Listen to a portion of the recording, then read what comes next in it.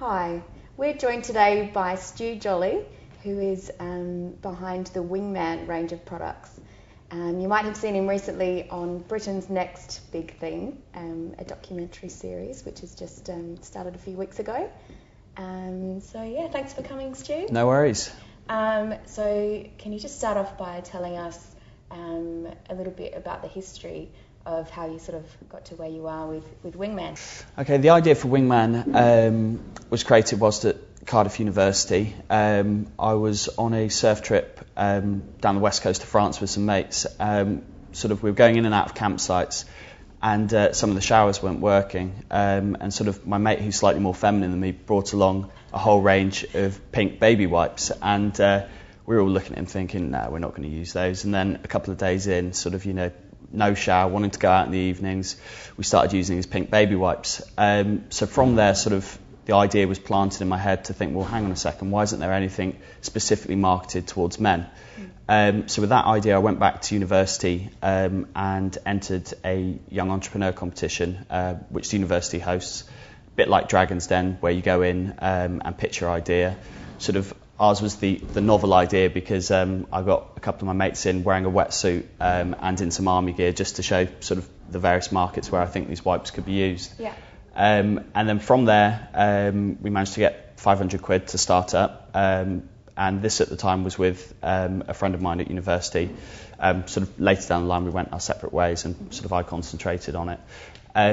But from there, we then Googled white manufacturer, didn't have a clue what we were doing, and managed to get a white manufacturer in the UK to put, I think he assembled about 10,000 sample wipes for us.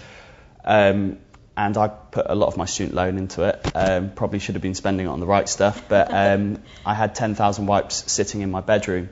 So for anyone who walked into my room, kind of thought, hang on, has this guy got some sort of hygiene problem or what's going on here? He's got 10,000 wipes, but secretly I knew what I was doing, and then went out and kind of tested the marketplace. So in nightclubs, I always saw guys going into toilets and trying to use paper towels to mop their face, their armpits, because they've been dancing and sweating, and then started selling my wipes in the toilets and in nightclubs around Cardiff.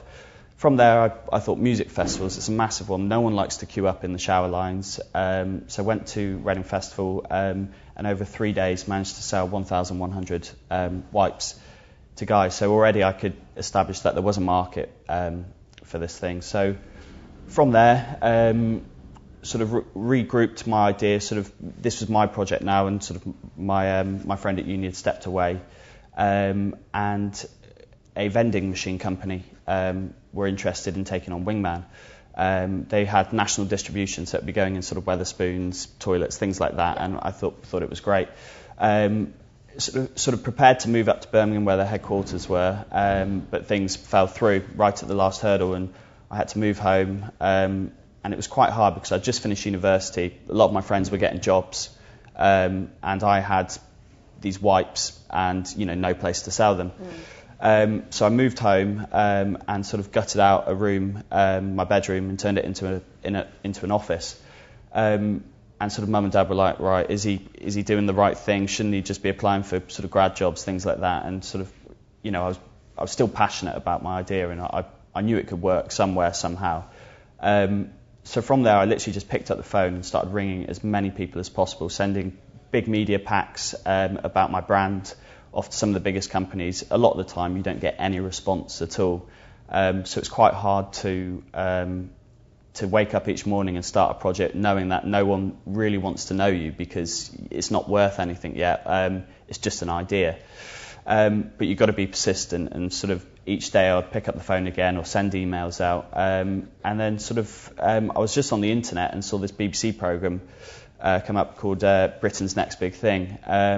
And it was a long old process where you had to fill in a 6-page application, wait to hear from them, and fortunately they liked my idea. The programme consists of 3 buying teams: Boots, which obviously for a male toiletry product is perfect, Liberty's London, the clothing, and Habitat. So from there, filled in the application, and fortunately managed to get the call back saying, we'd like you to go to the next step, which is a presentation up at Boots.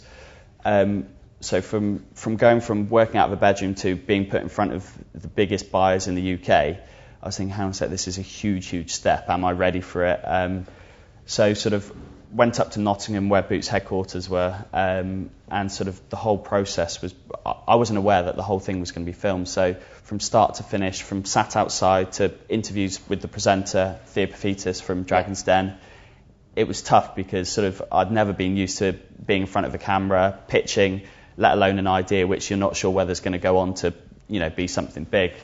So the whole process was literally a crash course in business, and sort of Thea Paphitis was able to say, look, you're going to get one shot at this in front of these buyers.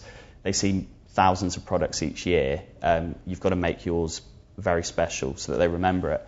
And the good news was that we got the call back, and went back up to Boots, where they said, well, actually, yeah, we'd like to see this one further. And from there, the BBC had been filming for about 6-7 months, every single step from Wingman's studio design to the prototype to how the wipes tested, and then on to the shelf of Boots. So and sort of I could never believe that it would go from just something working out in my bedroom onto the shelf of Boots. So it was a long journey.